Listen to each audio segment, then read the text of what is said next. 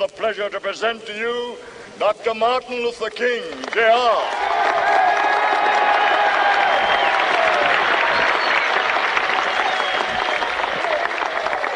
I am happy to join with you today in what will go down in history as the greatest demonstration for freedom in the history of our nation.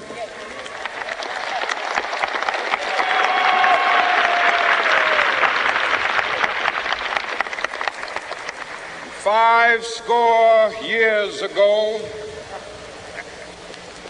a great American in whose symbolic shadow we stand today signed the Emancipation Proclamation. This momentous decree came as a great beacon light of hope to millions of Negro slaves who had been seared in the flames of withering injustice. It came as a joyous daybreak to end the long night of their captivity. But 100 years later, the Negro still is not free. 100 years later, the life of the Negro is still sadly crippled by the manacles of segregation and the chains of discrimination. 100 years later, the Negro lives on a lonely island of poverty. I have a dream that one day this nation will rise up and live out the true meaning of its creed. We hold these truths to be self-evident, that all men are created equal.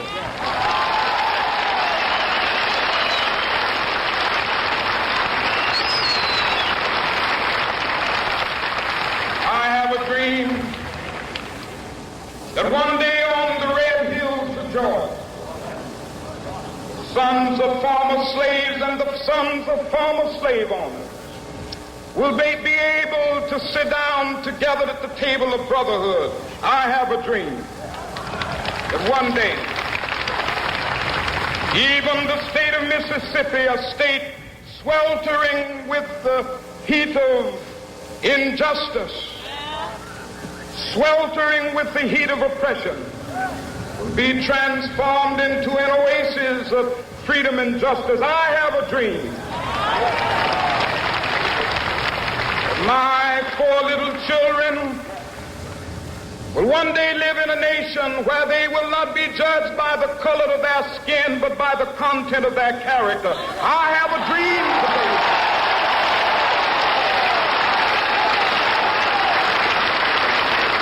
I have a dream that one day, down in Alabama with its vicious racists, with its governor having his lips dripping with the words of interposition and nullification. One day right there in Alabama, little black boys and black girls will be able to join hands with little white boys and white girls as sisters and brothers. I have a dream today.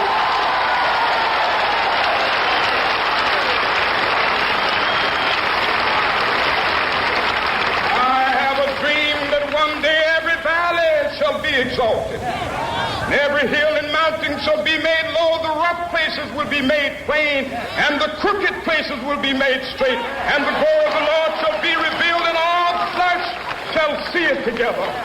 This is our hope. This is the faith that I go back to the South with. With this faith, we will be able to hew out of the mountain of despair a stone of hope. With this faith, we will be able to transform the jangling discords of our nation into a beautiful symphony of brotherhood.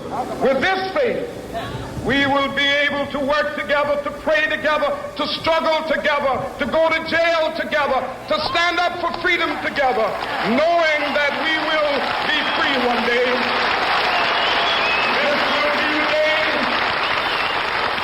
This will be the day when all of God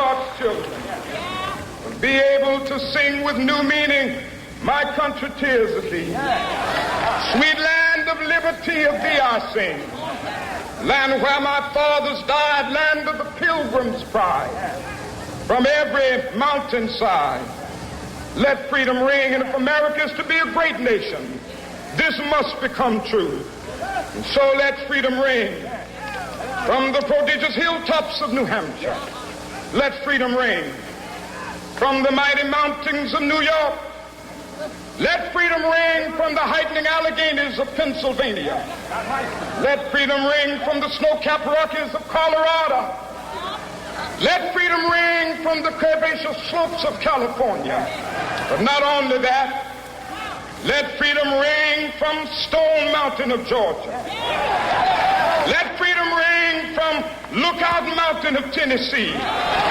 Let freedom ring from every hill and molehill of Mississippi, from every mountainside. Let freedom ring, and when it happens, when we allow freedom ring, when we let it ring from every village and every hamlet, from every state and every city, we will be able to speed up that day when all of God's children, black men and white men, Jews and Gentiles, Protestants and Catholics, will be able to join hands and sing in the words of the old Negro spiritual, free at last, thank God